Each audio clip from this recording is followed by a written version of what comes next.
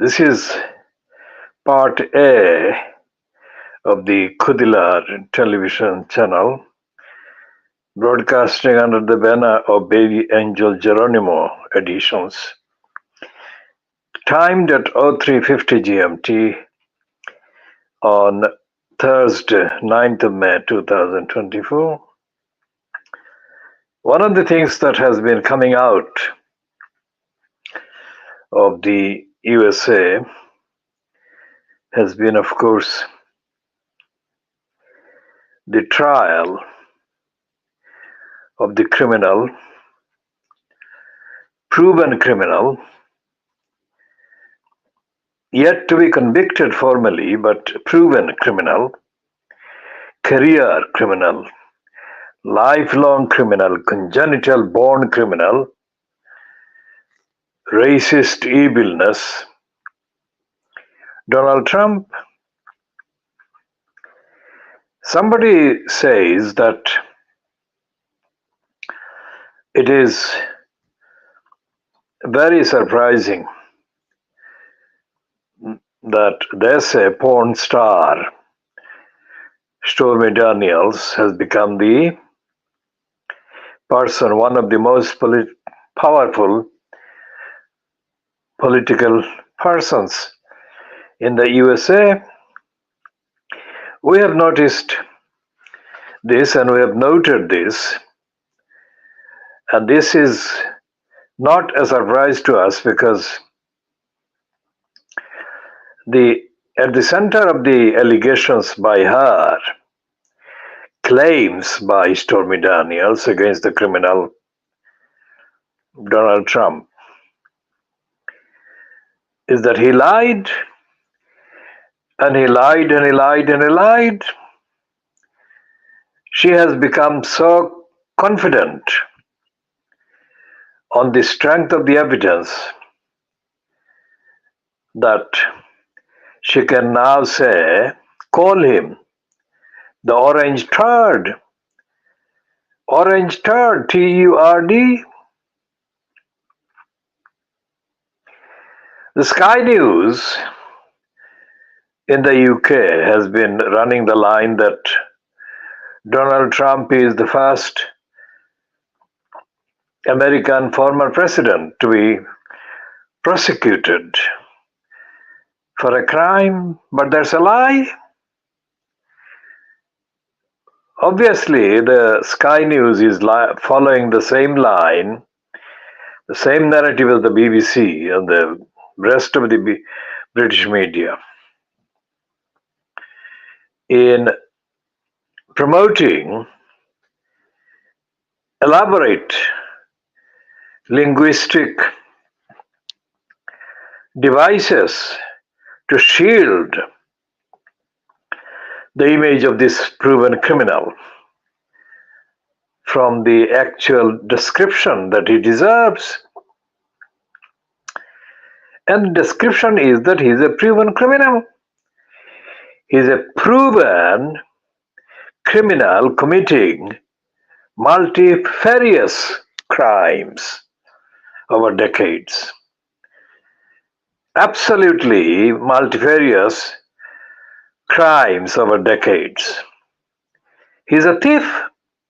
He's a robber. Astonishingly, the media have kind of reluctantly mentioned the fact that one of the things that Stormy Daniels has said in her initial testimony in court is that Trump said to her that she, Stormy Daniels, aka Stephanie Clifford, which name she doesn't want to put on the record for the sake of her child, reminds him or reminded him at the time he spoke to her person to person of his daughter, Ivanka Trump. How astonishing! What part of the encounter, what part of the meeting, what part of the exchange occasioned that observation by the proven criminal and sex abuser who has been on the record for decades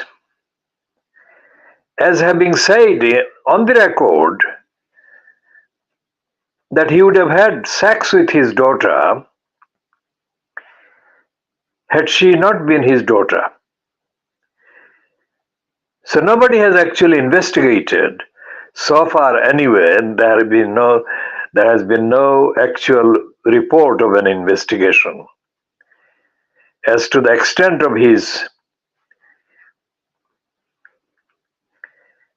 factual relating to his daughter sexually. So why would he say to a stranger, a person like Stephanie Clifford or Stormy Daniels, whom he had never met before, why would he say to her that she reminded him of his daughter? It's not as if this was a meeting about things to do with business. It was a sexual meeting. A meeting which included him allowing Stormy Daniels to spank him with a magazine, with a copy of the Playboy magazine. Notice the name of the magazine. So why would he reminisce? Why would he discuss his daughter, about whom he had many times expressed sexual fantasies publicly? Why would he mention her to Stormy Daniels?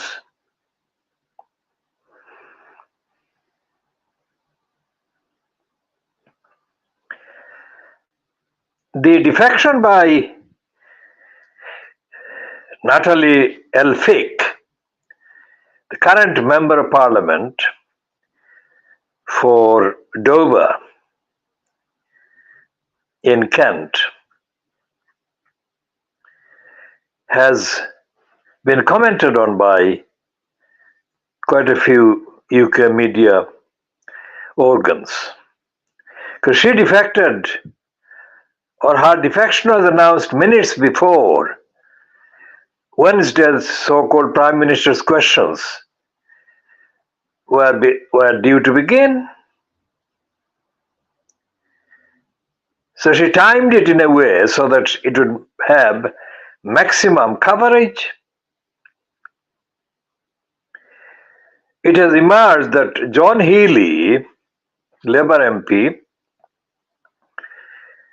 has been instrumental in getting Natalie Haque to defect to the Labour Party. Now, John Healey is said to have had a shared interest in housing with Natalie Haque. It's like mentioning a shared interest in housing is like mentioning a hobby. Whereas housing is the most formidable social weapon used by the succession of state agencies, institutions, departments to keep millions of people in inadequate housing. There is no difference between the Conservative Party, whoever has been fronted it, and the Labour Party, fronted by the political murderer of the Labour Party, Keir Starmer. There has been no difference in terms of the values or ethics about housing between the two parties. And given the record of Tony Blair in disenfranchising the East London Tower Hamlets Council of the control of housing stock, council housing stock 20 years ago, shows that not only has the Labour Party, regardless of who has fronted it, been dismantling council housing, opposed to council housing, but has been pre-doing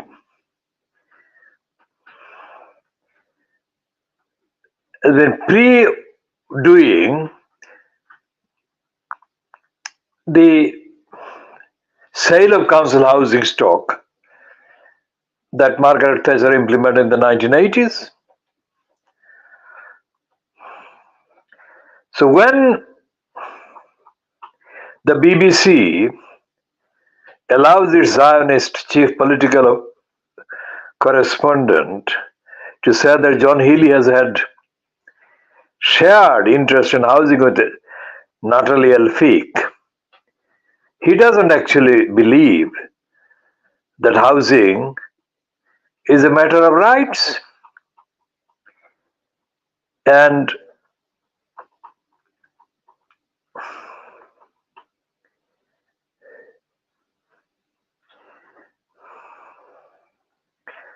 the so-called shadow finance minister, the shadow chancellor,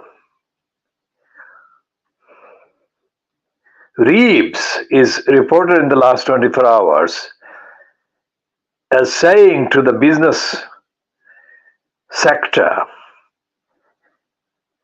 that the business sector need not worry about Labour government, if there is a Labour government, giving rights to workers. Think about that. So it's not only Keir Starmer that has been the political murderer of the Labour Party, but it's the others, including Reeves, including the anti-NHS criminal Wes Streeting.